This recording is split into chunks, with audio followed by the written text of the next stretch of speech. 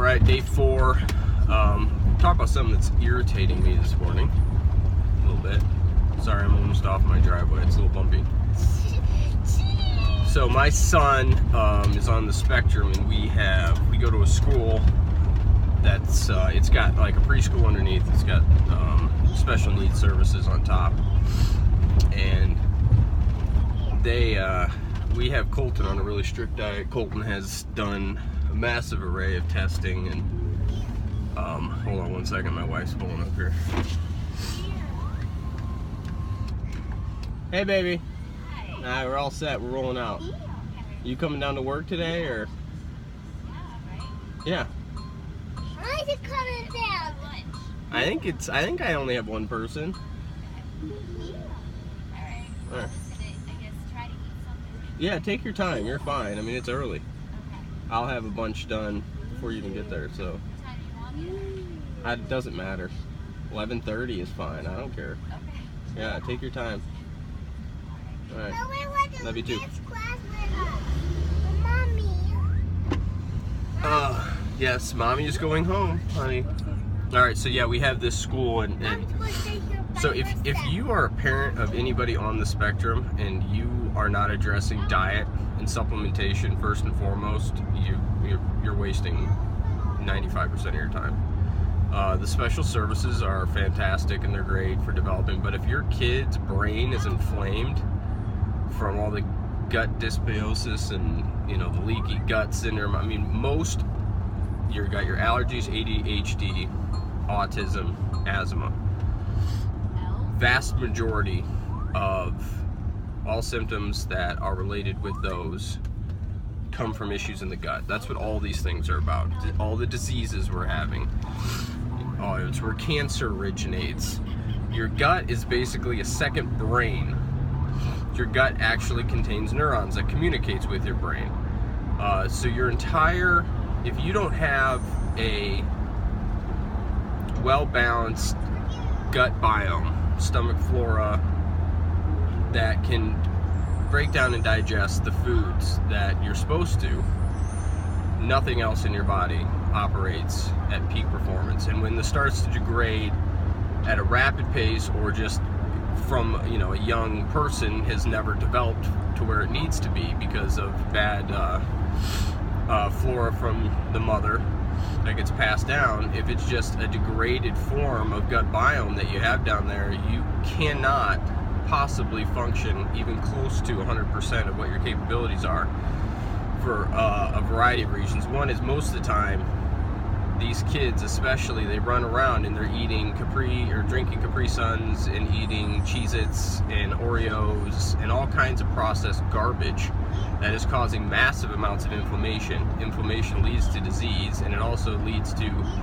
impaired neurological function. So you cannot possibly teach these children and expect them to absorb 90% of this information if they're in an inflamed state, which they are in an inflamed state 90% of the time, 95% of the time, if their diet is not being addressed. Also, they don't have the ability to absorb many vital nutrients, minerals and vitamins that just they cannot be absorbed because the stomach, small, large intestine are so degraded or overtaken with negative bacteria that is parasitic. And oftentimes these kids have parasites because they're healthy army down there. Bacteria, 90% of bacteria is good. 10% of it is bad, and that goes from soil all the way to what is inside you. However, those negative bacteria tend to be pretty damn resilient, and they tend to flourish in an environment where the healthy bacteria is not there to fight them off. So kind of think of it like bees and wasps. If you have a really invasive wasp species, and let's say their numbers are moderate, or low on your property, and you've got a ton of bees, well, the bees can overwhelm and take over those wasps and kill them, but it takes more bees to kill one wasp than it does wasps to kill bees. Wasps are great fighters, and they tend to flourish, especially when there's no suppression from large hives of honeybees. Well, your gut biome's the same way. You cannot expect 10% healthy gut biome or gut bacteria to fight off 90% bad. It's just not going to happen. You know, so these beneficial bacteria that are in the intestinal lining do most of the absorption that is necessary for your body to get the nutrients it needs. So if those are taken over with the negative bacteria that are basically just sucking you dry or not allowing you to absorb these nutrients in the first place, these kids have obviously they have the neurological inflammation that impairs their ability to cognitively think, to settle down and focus enough to think. Often it's the whole, you can't even get eye contact with kids that are on the spectrum, especially if they're moderate to severe. We've taken Colton from a moderate down to low, and you can tell immediately if he gets something in his system that he isn't able to digest or causes inflammation. For example, dairy. Colton has 0 enzymes to digest dairy. You can't get any more lactose intolerant to him other than having like an anaphylactic response to it, which he doesn't have that, but it caused a lot of inflammation. He cannot digest dairy whatsoever, so we can tell within a few hours if he's gotten it. So he came home from school yesterday and he's laying in bed and he's just laughing uncontrollably, which is a side effect of leaching of the gut. And we had to ask him. We asked him and his sister, and they both got hold of some kids like cheesy puff snacks called Pirate Booty, or that's kind of an inappropriate name for a kid snack, but apparently it's called Pirate Booty because they both said they had Pirate Booty and they took it from this little girl at school. And we saw the bag when we were there. And it was, these off-brand cheese puff things. And it just, number one, it pisses me off that you give kids those in the first place. It's absolute garbage. We're the dumbest nation when it comes to understanding what we're putting in our body. It's astounding, but that's a different video for a different day. So basically, Colton is even, up to or a little ahead of normal, let's see, typically developing children. When it comes to spelling and reading, he does a really good job. But when he gets any of these things that cause inflammation inside of his body, it's just like the no eye contact, the uncontrollable goofiness, kind of hyperactive. Something's making weird sound in my car. Needless to say, as a parent, once you dial in the diet, and it's gonna, dialing the diet, we've been doing this for 2.5 years, we figure we're probably 75% of where it needs to be. We've really come a long way on the elimination part, but now it's finding ways to get, what the hell is that? Sounds like another repair bill. It's dialing in the nutrients that they need to give them full spectrum, so they can rebuild their gut biome. And obviously this is, you start rebuilding that we've gone through so much detox stuff, but you have to continually detox because kids on the spectrum have a hard time detoxing. A lot of times they either have like bad diarrhea or extreme constipation. Either one of it's not very good. So you want to get their bowel movements normalized, which we've gotten with Colton. And sorry, this is really annoying me. I've got this van, which is awesome. It's 7 people really comfortably. It's got the flat screen TV, but it's older, and so I just like listening to things rattle and expecting a new repair bill coming up. So the kids really have to, be put in a position to succeed in order to succeed. If you're going to be, just completely ignorant as a parent and say, well, this is what my pediatrician said. Take this pill for this ADHD, or take this pill for this allergy, or take this pill to control the autistic symptoms. Colty, settle down, buddy. Like right now, this super funky goofiness is going on, so they're going to have a hard time at school today. He'll be a little bit hard to handle. And so it is your responsibility as a parent of any kid, especially one on the spectrum, to find the answers, because the system never has the correct answer. Don't get me wrong, I'm going to the hospital if I put an axe in my shin. I'm going to the hospital if I need a surgery. I'm grateful they're there. People who need, quadruple bypasses and having allergic reaction that without certain medications is going to kill them, Emergency medical care.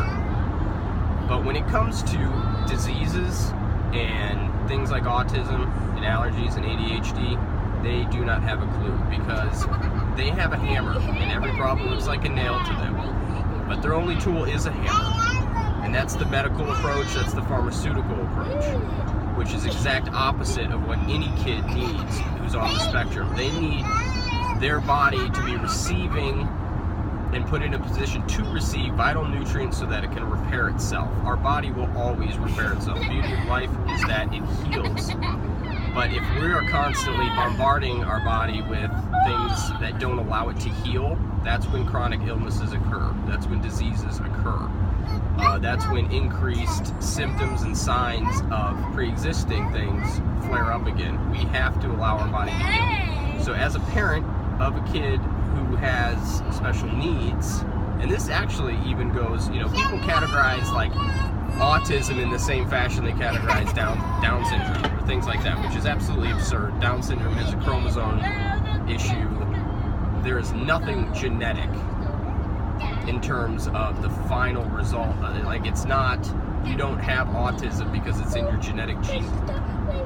You might get autism, as they say, genetics fill the gun and the environment pulls the trigger, which I agree to a certain extent, because you do get the stomach flora from your mother when you're born, and that's what starts you out. So if you have a mother who's been, taking pain meds or taking birth control, taking too many antibiotics, take certain antibiotics while pregnant. Guys, can you please keep it down? Well, we're not going to go to school if you're going to be really loud. Okay. You're going to have that degree from birth, when we're weak. So then you add things in like unnecessary vaccinations, which virtually 99% of them are unnecessary. Do your history on that one.